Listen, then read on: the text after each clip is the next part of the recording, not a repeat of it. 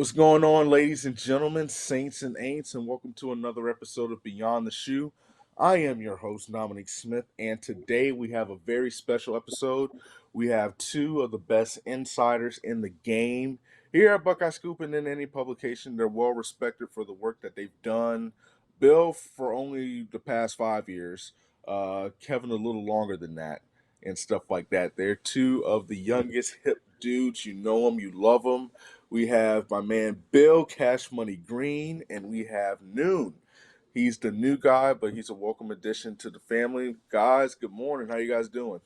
Doing good, Dom. Yeah, great to be on the show, Dom. Cool. So, Kevin, you're new to the show. We always keep it light to start, and then we jump into the heavy action. So, it's football season. Football season, for me at least, equates to food. Even though I have bad dietary, I don't eat during the games. I can't because I'm too locked into what's going on. But what are the two go-to foods on the custom game day plate? Bill, let's start with you. Well, I'm not a foodie. I am I'm the health moron. I watch everything I eat. So it doesn't really matter to me.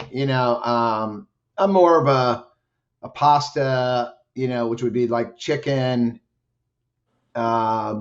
pizza. That would do it for me. But like I said, I am not a foodie and I'm a Weight Watcher dude and I watch everything I eat. So I'm probably not the best guy to be brought in on the food thing.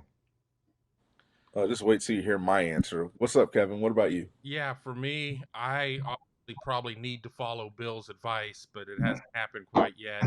If I'm picking game day food and I'm actually able to prepare, I like queso and chicken wings, and that's kind of where I like to go there. That generally also means that I'm probably not going to make it to about the fourth quarter because after I've gorged myself on that, it is going to be nap time and I'm going to be out on the sofa, probably with a beer in hand, maybe spilled all over me, and watch the highlights. Okay, that's fair enough. Mine is oatmeal. Ah, Oatmeal and strawberry banana. What's that brand? Yogurt. Activia. Yeah, with a banana. That's as crazy as that sounds. At noon, when we get, when kickoff is at noon, you will find me eating a 2 packs of oatmeal with yogurt and a banana, trying to be healthy. I don't know. Been doing it for years and stuff like that. It's worked. They've won every game. So, well, actually, never mind. They did lose the game last, Or, which I uh, may was going have to say, to did you eat 2 packs? Did you eat a pack and a half? I mean, where was the deviation here? 2.5 packs. All right. Well, we know it's all your So fault. It's it all your is. fault. I took the energy from the defense with those 2.5 packs because I was charged up after eating that. So, but speaking of defense, that is the purpose of this morning show. I've gotten some messages. I've seen it on message boards, our message boards. I've seen it on social media. When Ohio State loses, and I guess part of this is natural, you always wonder, especially when recruits come, and it was such a big recruiting weekend. And I will say this: it was good to hear the shoe loud in the fourth quarter.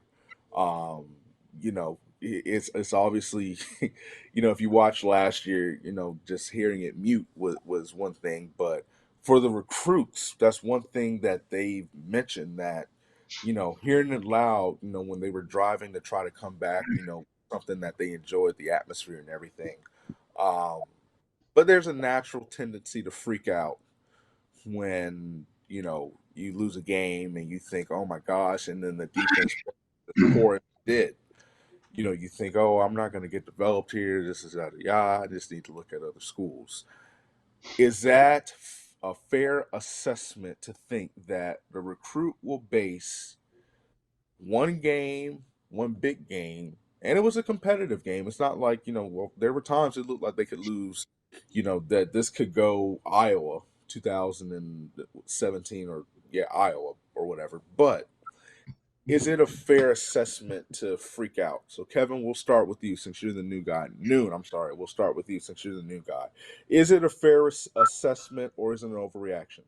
I think it's absolutely an overreaction in terms of, if things aren't going well on the field, I mean, things aren't going well anywhere. So it's obviously an issue, but it's totally an overreaction because the outcome of one game isn't going to change anything. If anything, if you're a defensive player and you're looking at this, it's like, well, I could step in and be that difference maker. I mean, there don't seem to be any players locked in at my position. I can come in and make that immediate impact. So it's never going to be a game, a bad season, a whole season that's bad. Maybe a little bit more of an impact there, but just remember this: if only teams that win games get recruits, we're never going to see any deviation in terms of who the good teams are and who the bad teams are if it comes down to that. So I think it's just, it's a human nature thing, but it is an overreaction.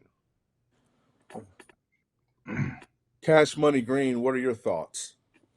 Yeah, I've covered recruiting, both Ohio State and top players in Ohio, for over 20 years, and I always used to laugh when you would put the TV on and it would be Notre Dame and Michigan or Alabama Auburn, and Brent Musburger would always say, "Boy, there's going to be recruiting implications for the winner of this game," and I would think, "You're an idiot. You don't know anything about recruiting. You've obviously never covered it. You've never talked to recruits. You've never talked to the parents. You've never talked to coaches.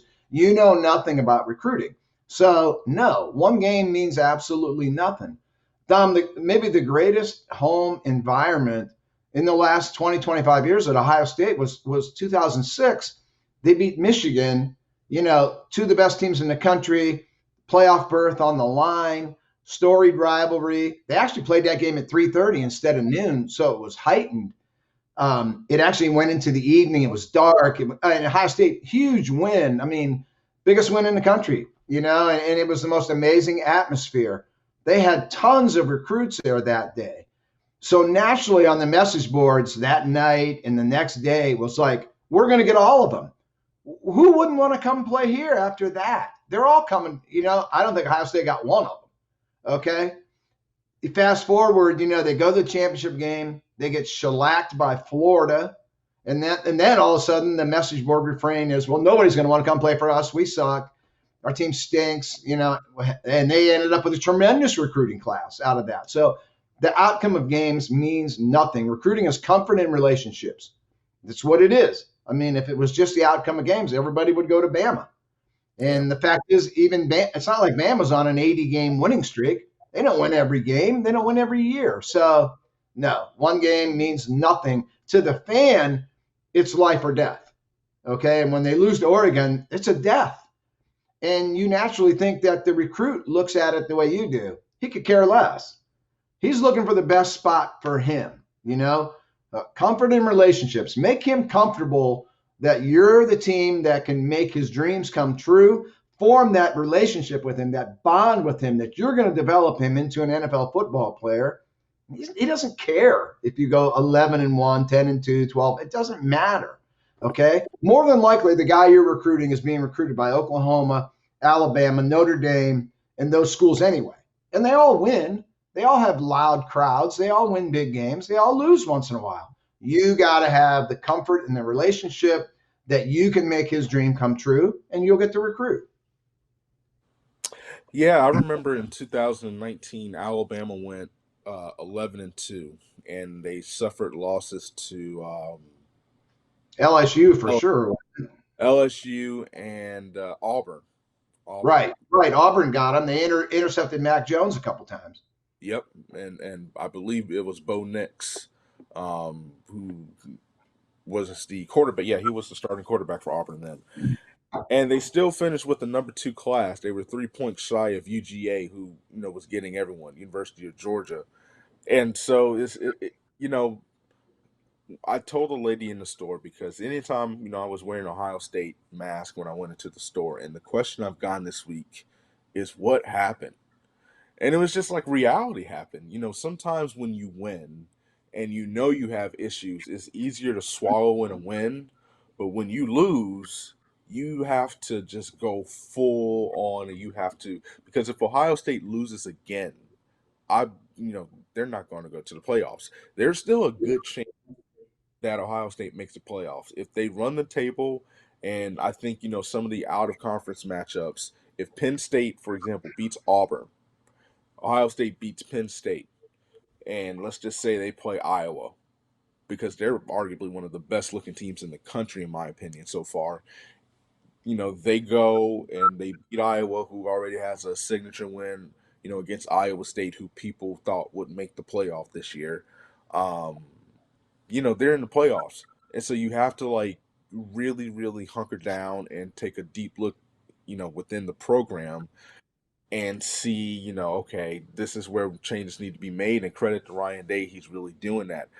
As far as the recruits that I've talked to and just the things that I've read, Bank, you've written on, and I know we have other guys who've talked about it and talked to recruits. I mean, it's a disappointing loss, but they're still, Caden Curry's coming back. I believe he said, I did read somewhere that he was going to make another. He was planning to make another visit. Some of the recruits liked it.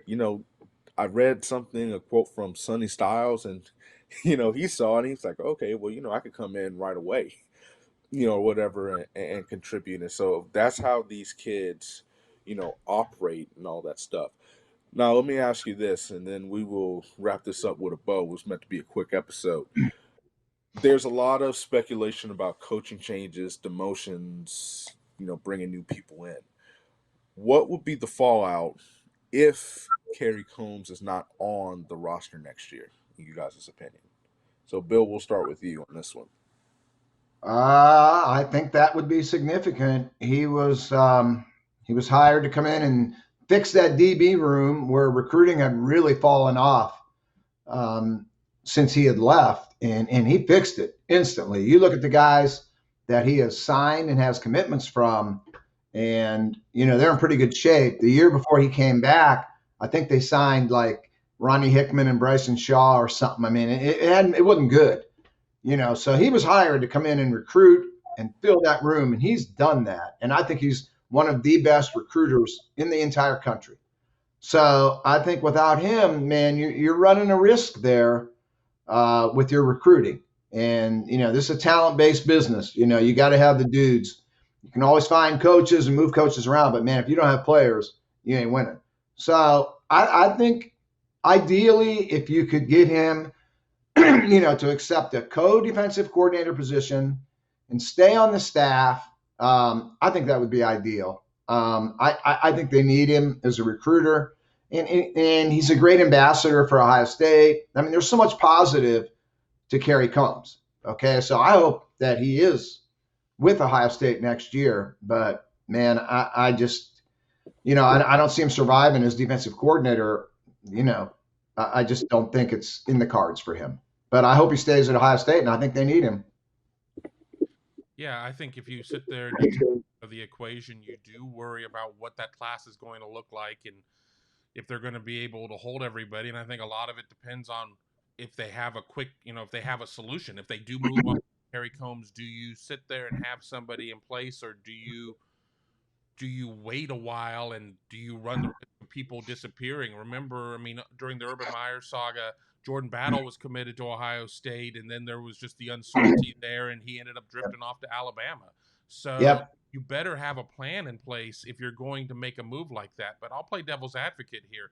If you really do believe that Kerry Combs is not the answer at DC, and there's not a way to keep him on staff in a diminished role, are you if just keep them there just because you're worried about the recruiting and you can't necessarily get to where you need to be in terms of your on the field results, is any of it really going to matter? Because we say one game doesn't matter in terms of recruiting, but if Ohio State gives up 36 a game the entirety of the season, things start to snowball at that point, and I think that that's where you run a risk. But Kerry Combs is truly one of the best recruiters out there. As Bill said, he's a fantastic ambassador for Ohio State, but I think there are a lot of big decisions that are being made above all of our pay grades.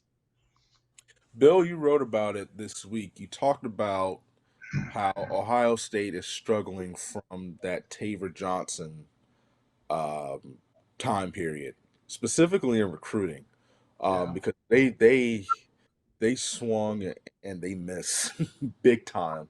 And so, he had to come in and he had to, restock, the defensive back room. And, we're hoping that they're going to land, well, eventually one of the Branch brothers, well, both of the Branch brothers, I'm sorry, and Xavier Wampa. The DBs haven't done terrible this year. Okay, let me check. The corners especially.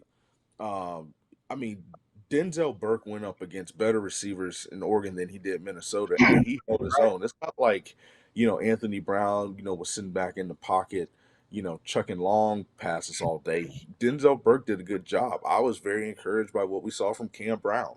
Yep. Um, and so I do believe that he's a great cornerbacks coach. I think that's where he should be. I think he should be overseeing the corners, and Bill, you just co-defensive coordinator. I think that's perfect for him. You bring someone else in, that can kind of control the X's and the O's and everything like that. Let Kerry Combs be the high energy guy that gets guys motivated, that coaches up the corners and teaches technique.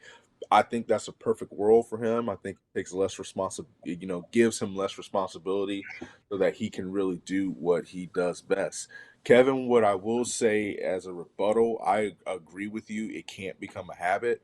But for whatever reason, Oklahoma gives up 90 points a game, and they still do pretty good on the recruiting trail, especially getting, some of the top defensive talent, and they're still in the game for it.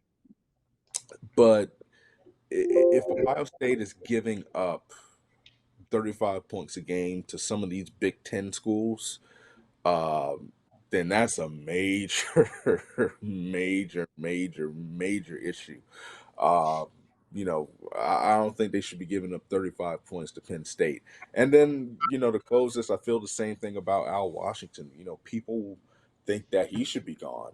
I personally like Al Washington, uh, Yeah. and I think Ryan Day has done such a great job, and I'll give you guys the final comments.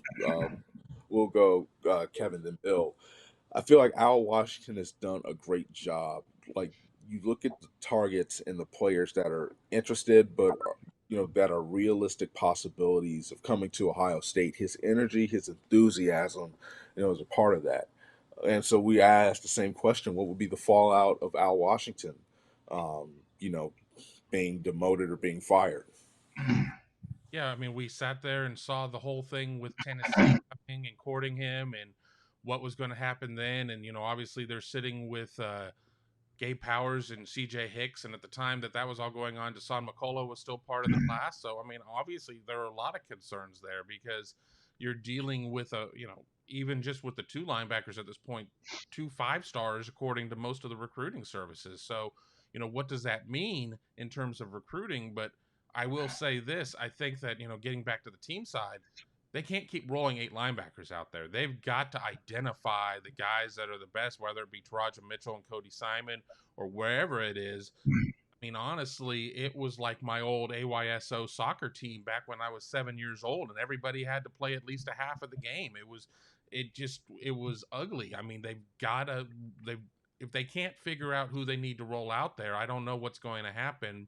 And and Ryan Day has been very quick to say that these position rotations are incumbent upon the position coaches. So, I hope for the sake of everybody, is Al Washington the most, that they figure out linebacker to a certain extent, because what we've seen the first 2 games is just unacceptable. Yeah, for me, I like Al Washington a lot. I think he's a heck of a recruiter. And, if you go off what we saw last year, I thought his linebackers were a strength of that team. They were experienced guys, but I thought Baron Browning had his best year under Al Washington's coaching. Yeah, I thought Justin Hilliard, I thought, had his best year under Al Washington's coaching.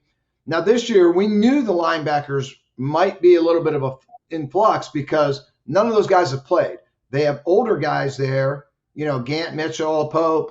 They've never done anything the whole time they've been at Ohio State. They haven't played much. So they're old, but they're inexperienced.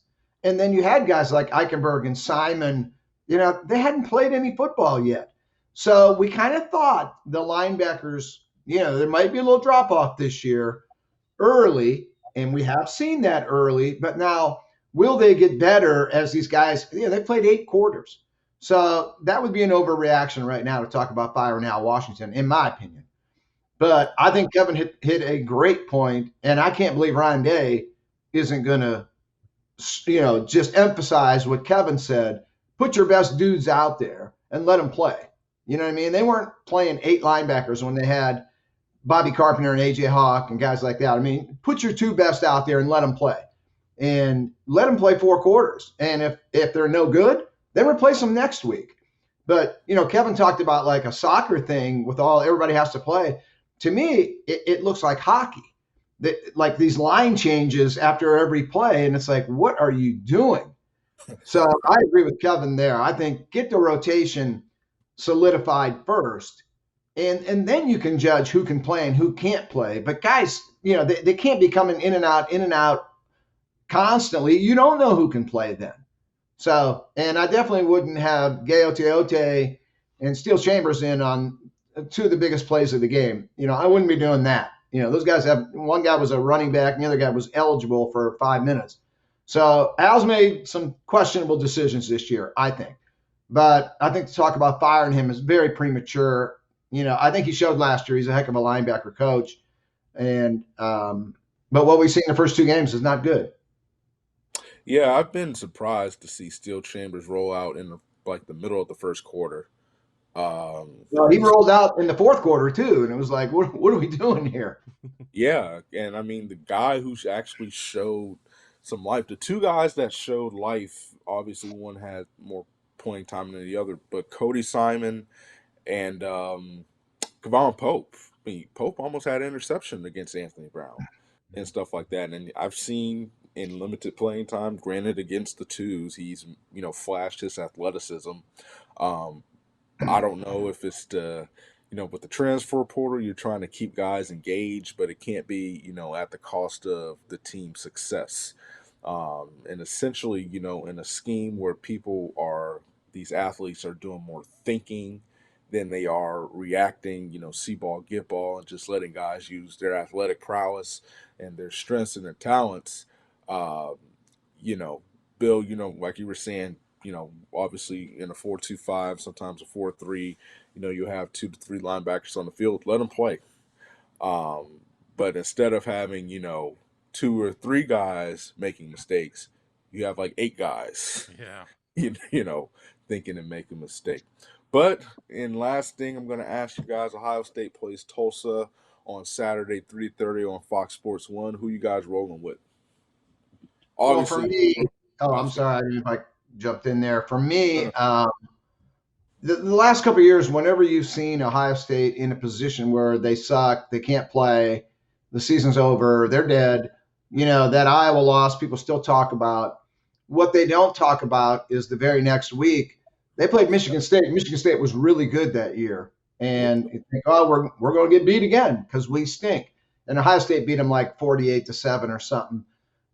So I think they will bounce back from this. There's a lot of talent on this Ohio State team. They're going to score a ton of points this week. And I think the defense, I mean, if you can't stop Tulsa, I mean, there's no hope for you. And I mean, there's too many 4 and 5 star guys on the field to not play better. This should be a very angry team, the kind of team Urban always talked about. I think they're going to be really angry this week, and I think they're going to take it out on Tulsa. And I think Ohio State will win, and I think they'll win pretty comfortably. Yeah, I agree. I think that Ohio State's going to come out, and using that Michigan State game as an example, I was actually going to say that once I kind of saw where Bill was going with it. I think that offense is going to come out and just pick up kind of where it left off. I don't think that Tulsa is going to be able to have the success of stopping Ohio State on drives, and then you go to the other side of the ball. Tulsa hasn't thrown a touchdown pass this year. Their quarterback, Bren, his last name is Bren. He's been able to move the ball between the 20s, but hasn't been able to punch them in. They only have 4 offensive touchdowns on the year.